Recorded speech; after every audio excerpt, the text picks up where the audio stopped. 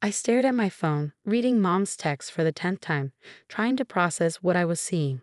My hands were shaking slightly as I sat in my corner office at Martinez and Associates, where I'd worked my way up to senior investment manager over the past decade.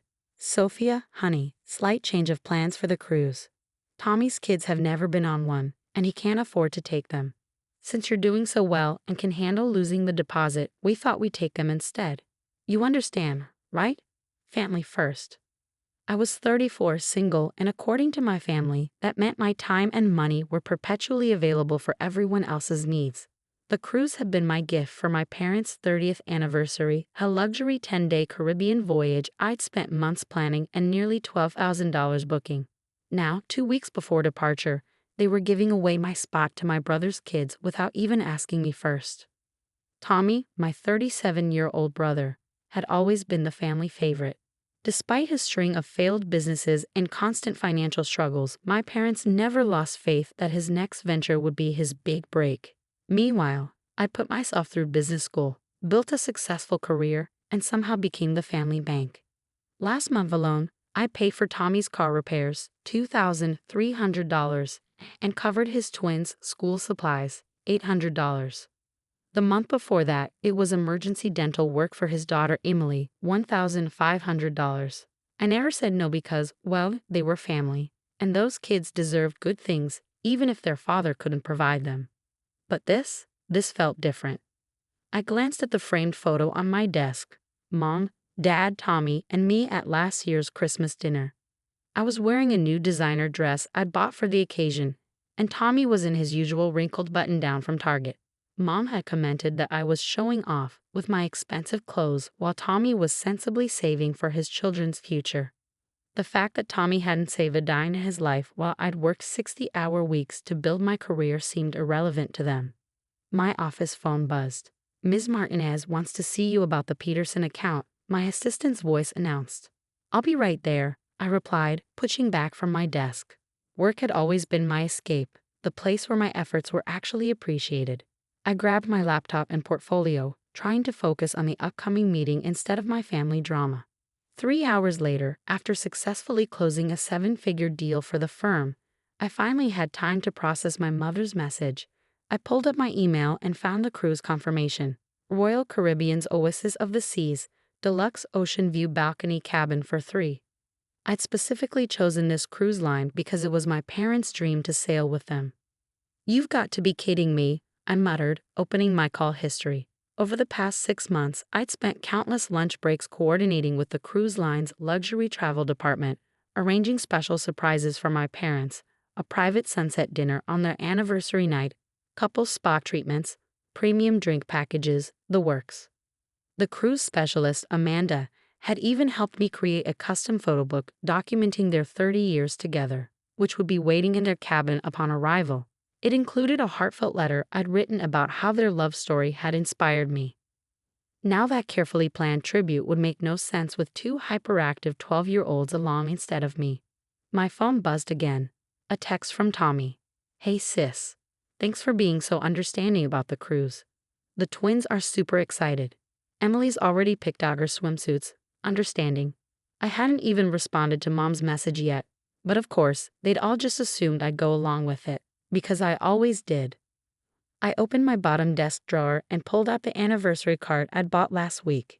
Inside, I'd written about how much I was looking forward to spending quality time with them, just the 3 of us. Something we hadn't done since Tommy had kids. A knock at my door interrupted my thoughts. "Come in," I called, quickly wiping my eyes. My colleague Diana stepped in and paused when she saw my face. "Everything okay?" I tried to smile. "Just family stuff. What's up?" Diana closed the door and sat down across from me. We'd started at the firm together as junior analysts 7 years ago, and she was one of the few people who knew the full extent of my family's financial dependence on me. "Spill it," she said, crossing her arms. "What did they do this time?" I handed her my phone with Mom's text displayed. Diana's eyes widened as she read, then narrowed dangerously. "Oh hell no," she said, looking up at me. "Please tell me you're not going to let them do this." "I don't know what to do," I admitted. "They've already told the kids. If I say no, I'm the bad guy who ruined their vacation dreams. And if you say yes, You're out 12 grand and stuck at home while they enjoy the luxury cruise you planned and paid for. Diana countered. Sophia, this has to stop. You're not their personal ATM. They're family, I said weakly, but even to my ears, the excuse sounded hollow. Family doesn't treat family like this, Diana said firmly. When was the last time they did anything for you? When was the last time they even asked how you were doing? I thought about it. The last few family dinners have been dominated by Tommy's latest business idea, a food truck serving gourmet grilled cheese. Before that, it was a mobile dog grooming service. And before that, an artisanal soap company, each venture funded by my loans that never got repaid. They don't mean to take advantage, I said. They just don't think about how it affects me. Exactly, Diana exclaimed. Because you've never made them think about it. You just keep giving and giving. And they keep taking and taking. When does it end? My phone buzzed again. Another text from Mom. Honey, can you transfer the spending money you were going to use for yourself to Tommy's account? The kids will need it for shore excursions. Maybe add a little extra since there's 2 of them. Thanks, sweetie. Diana, reading over my shoulder, made a sound that was half laugh, half growl. Oh, that's rich. They're not just taking your spot, they want your spending money too. Something inside me snapped. Maybe it was the casual way Mom assumed I'd hand over even more money. Maybe it was the realization that they hadn't even pretended to feel bad about excluding me from the trip I planned and paid for. Or maybe it was just years of built-up resentment finally reaching its breaking point. I picked up my office phone and dialed the cruise line's number. Diana raised an eyebrow questioningly. Royal Caribbean Customer Service, this is Amanda speaking. How may I assist you today? I recognized her voice. She'd been my main contact throughout the planning process. Hi Amanda, this is Sophia Chen. I've been working with you on the anniversary cruise for my parents. Oh yes, Ms. Chen. Everything is all set for next week. The photo book arrived beautifully, and I've confirmed all your special arrangements. I took a deep breath. Actually, I need to make some changes. First, I need to know, as the person who booked and paid for the cruise, do I have the authority to modify the reservation? Of course, Amanda replied. You're listed as the lead guest and payment holder. Any changes would need to come from you. I caught Diana's eye, and she gave me an encouraging nod.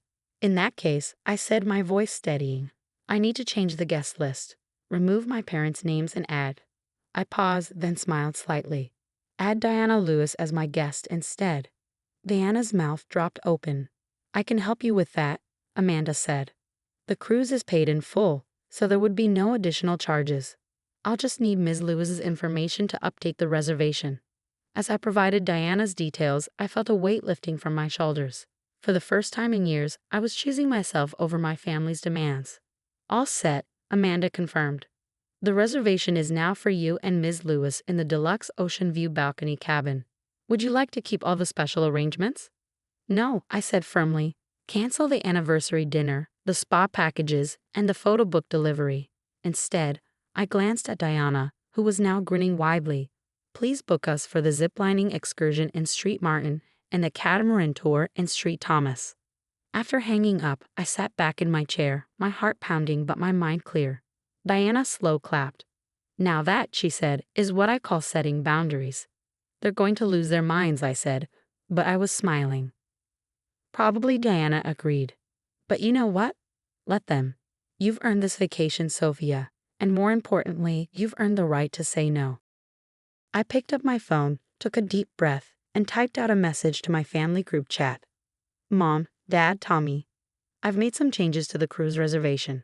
Since you've decided to exclude me from the trip I planned and paid for, I've removed your names from the booking. Diana and I will be enjoying the Caribbean instead. I suggest you start looking for a vacation that fits your actual budget.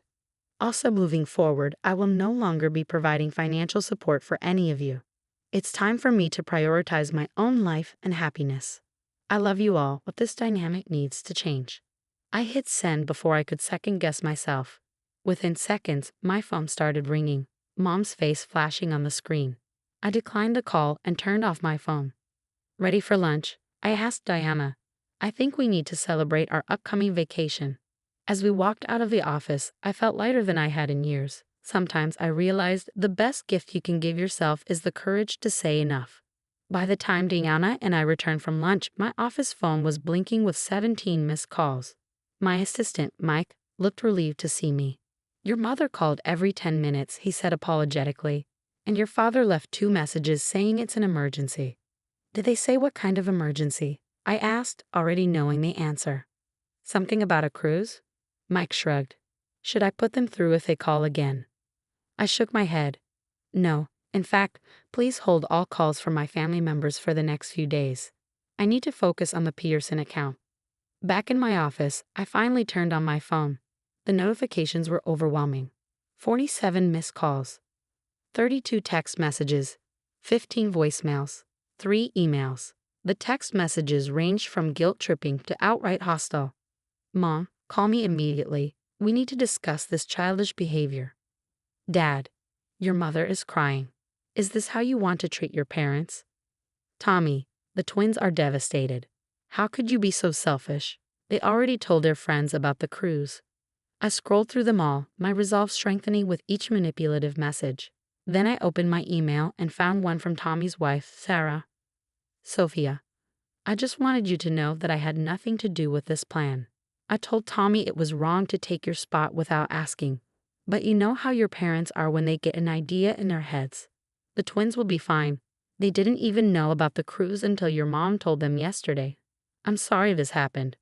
At least some in the family had a conscience." I was composing a reply to Sarah when my office door burst open. Standing there, face flushed and designer handbag clutched like a weapon, was my mother. "How dare you ignore my calls?" she exclaimed, striding into my office. I had to tell the receptionist I was having chest pains to get up here. I stood up slowly, my hands flat on my desk. "You lied about having a medical emergency to get into my office. Don't take that tone with me, young lady. I'm your mother." She dropped into the chair across from me. "Now, this nonsense about the cruise needs to stop. You're embarrassing the family." "I'm embarrassing the family?" I laughed incredulously. "You tried to give away my spot on a cruise I paid for, then demanded I give you extra spending money for Tommy's kids, and I'm the one who's embarrassing." "Family helps family," Mom said, using her familiar guilt-trip voice. "You have so much money, Sophia. You live in this fancy apartment, wear expensive clothes, work in this big office. Meanwhile, your brother can barely afford his children's school supplies." "Maybe Tommy should have thought about that before having kids he couldn't afford," I said quietly, "or before sinking my money into failed business after failed business." Mom gasped. "How can you be so cruel? He's trying his best." "And what about my best, Mom?" I stood up, my voice rising despite my efforts to stay calm. "I work 60-hour weeks. I've earned everything I have. But somehow, in this family, my success is treated like a character flaw, while Tommy's constant failures are just him trying his best." "That's different," Mom protested. "He has children to support." "Children I've been supporting." I shot back. "Do you know how much money I've given this family over the past 5 years? Over $70,000. Did either you or Tommy ever once say thank you? Did anyone ever ask if I might want to save for my own future, my own family?" Mom's face hardened. "If you'd settled down and had children like a normal woman instead of focusing on your career, maybe." "Ms. Chen," Mike's voice came through the intercom, "Ms. Martinez is asking for you. The Peterson clients are here early." I'd never been so grateful for an interruption. "Mom, I have a client meeting. You need to leave. We're not finished discussing this." "Yes, we are," I said firmly. "The cruise decision is final. And so is my decision about no longer being the family ATM. Now please leave before I have to call security." Mom stood up, clutching her bag. "Your father will be very disappointed in you." "I'm disappointed in all of you," I replied. "But that's not my problem anymore." After she left, I had to take 5 minutes in the bathroom to compose myself before the client meeting. When I returned to my office, there was a text from Diana. "Just booked us matching swimsuits for the cruise. Ready to be bad influences on each other." I smiled, feeling some of the tension leave my body. "Best bad influence ever," I texted back. The rest of the afternoon passed in a blur of meetings and phone calls. Around 6, as I was preparing to leave, my office phone rang again. It was the front desk. "Ms. Chen, your brother is here. He's quite insistent of seeing you." I sighed. Tell him I've already left for the day. He says he'll wait in the lobby until you come down. Typical Tommy, using the same stubborn tactics that always worked on our parents. But I wasn't our parents. In that case, I said, please inform him that if he's still there in 5 minutes, you'll be calling building security. I waited 15 minutes working on reports before packing up my things. When I called down, the receptionist confirmed Tommy had left after security approached him. As I drove home, my phone started ringing through my car's Bluetooth. It was my father. After letting it ring twice, I decided to answer. Dad had always been the more reasonable parent, even if he usually gave in to Mom's demands. Hi, Dad, I said wearily. Sophia. His voice was quiet, disappointed. The tone he'd always used when he wanted to make us feel guilty. We need to talk about what you're doing to this family. What I'm doing to the family? I pulled into my apartment's parking garage. You mean refusing to let you give away my vacation to Tommy's kids, or refusing to keep bankrolling everyone's lives? Your mother is very upset, he continued as if I hadn't spoken. She had to take one of her anxiety pills. Is that what you wanted? What I wanted, I said, parking in my spot, was to celebrate your anniversary with you.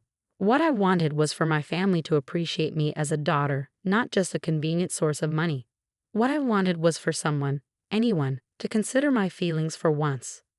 We do appreciate you, sweetheart, Dad said, his voice softening slightly. But you have to understand Tommy's situation. I have to go, Dad, I cut him off. I have an early meeting tomorrow. Sophia, wait. I love you, I said firmly, but I'm done being taken advantage of.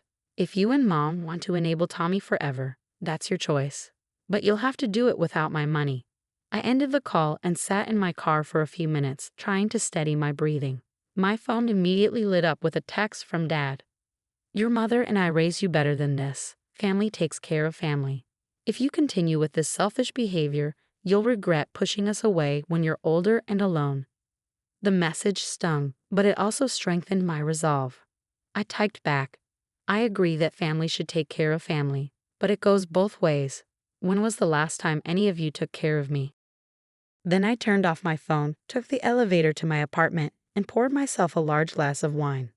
As I stood on my balcony overlooking the city, I thought about all the times I'd sacrificed my own wants and needs for my family, the designer bag I'd returned to cover Tommy's rent, the European vacation I canceled to pay for the twins' summer camp, the downtown condo I passed on because the down payment went to bail out Dad's hardware store. My phone, which I turned back on out of habit, buzzed with an incoming email. It was from Tommy. Sis, I know you're mad, but you're being really unfair. The twins were counting on this vacation. Emily even made a countdown calendar. You're punishing innocent children because you're jealous of the attention they get. Mom's right. If you'd settled down and had your own kids instead of being so career-obsessed, maybe you'd understand what family really means. I started to type an angry response, then stopped. Instead, I opened my laptop and logged into my online banking. There, in black and white, were all the transfers I'd made to Tommy over the years. I quickly exported them to a spreadsheet, added up the total, and attached it to my reply. Dear Tommy, attached is a record of every dollar I've given you in the past 5 years. The total is $73,542. That money could have been my down payment on a house. It could have been invested for my future. Instead, it went to supporting you and your children you chose to have despite not being financially stable. I love the twins, but they're not my responsibility. Neither are you. From now on, you'll need to figure out your own finances. Maybe start by getting a real job instead of jumping from one failed business idea to another. Don't contact me again unless you're ready to apologize and pay back what you owe. Sophia. I hit send, then blocked his email address. Opening my calendar app, I counted the days until the cruise. 12. Less than 2 weeks until I could escape this drama and enjoy some much-needed relaxation with Diana. My phone buzzed one final time, a text from Sarah. Tommy showed me your email. He's furious, but I want you to know. You're right. About everything. I've been trying to get him to be more responsible for years. Maybe this wake-up call is what he needs. Take care of yourself, Sophia. I smiled slightly, appreciating her honesty. Then I ordered takeout, ran a hot bath, and started making a list of everything I needed to pack for my Caribbean adventure. For the first time in years, I was putting myself first, and it felt absolutely right. The week before the cruise was like navigating a minefield. My family tried every manipulation tactic in their arsenal to make me change my mind. First came the flying monkeys, relatives I hadn't heard from in years suddenly calling to check in and remind me about family obligations. Aunt Helen suggested I was having a mental breakdown. Uncle Pete hinted that my biological clock was making me bitter toward Tommy's kids. Cousin Maria straight up asked how much money it would take for me to stop this nonsense. I blocked them all. Then came phase 2, the social media assault. Mom posted a tearful status about children who forget their roots once they achieve success. Tommy shared a photo of the twins looking sad, captioned, "Having to tell your kids their aunt doesn't love them enough to share her blessings." #heartbroken, #family trauma. I deactivated my Facebook account. But the real breaking point came 3 days before the cruise. I was working late, finalizing the Peterson account, when Mike buzzed my office. "Ms. Chen, there's a situation in the lobby you should know about." I felt a headache forming. "What kind of situation?" "Your brother brought his kids. They're sitting on the floor with signs. Security's asking what you want to do." My hands clenched into fists, using the twins as emotional blackmail. That was a new low, even for Tommy. "I'm coming down." The lobby of Martinez and Associates was normally a model of corporate elegance, how marble floors and tasteful art. Now it looked like a protest site. Emily and Ethan sat cross-legged on the floor, holding crayon-colored signs reading, "Please don't cancel our vacation, and we love you, Aunt Sophia." Tommy stood behind them, phone out, clearly ready to record whatever confrontation he was hoping for. A small crowd of employees had gathered, watching the scene unfold. I walked straight to the security desk, ignoring Tommy's calls of, "Sophia, look who came to see you." "Please escort them out," I told the guard. "If they resist, call the police." "Sophia, don't be like this," Tommy protested. "The kids just want to talk to their aunt." I finally turned to face him, my voice ice cold. "Using your children as emotional pawns is disgusting, Tommy. You should be ashamed." Emily started crying, real tears or coached. I couldn't tell anymore. Ethan looked confused and uncomfortable. "Ms. Chen." A familiar voice cut through the tension. I turned to see Ms. Martinez herself standing there, taking in the scene with narrowed eyes. "Is everything all right?" "I'm so sorry about this, Ms. Martinez," I began, but she held up a hand. "Don't apologize. I overheard what's happening." She turned to Tommy. "Sir, you are creating a disturbance in a private business. You have 30 seconds to leave with your children before I call the authorities. And be aware, if you post any recordings of this incident online, our legal team will be in touch." Tommy's face reddened. "This is a family matter." 20 seconds, Ms. Martinez said calmly. He grabbed the twins' hands, shooting me a venomous look. "Hope you're happy, Sophia. Mom was right. You've changed." "Yes," I agreed. "I have." After they left, Ms. Martinez touched my arm. "Take tomorrow off, Sophia. Get ready for your vacation. The Peterson account is in good hands."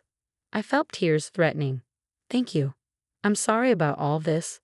"Don't be. I've been watching your work for years, seeing how you handle everything with grace and professionalism. You deserve this break." She smiled slightly. "And between us, sometimes family needs a wake-up call." That night, I got a call from an unknown number. Against my better judgment, I answered. "Sophia, it's Sarah. I'm at a hotel with the kids." I sat up straighter. "What happened?" "I left Tommy," she said, her voice shaky. "After what he did today, using the twins like that, I just couldn't take it anymore. He's been getting worse since you cut off the money, drinking more, talking about how everyone's against him. Are you and the kids safe?" "Yes, but," she hesitated. "I hate to ask, but could you help me find a good divorce lawyer?" "Not money," she added quickly, "just a recommendation. You're the only person I trust who isn't under Tommy's influence." "Of course," I said. "I'll text you some names. And Sarah, you're doing the right thing." "So were you," she replied. "I should have said something years ago about how they treated you." "Maybe if I had." "We can't change the past," I told her. "But we can make better choices now."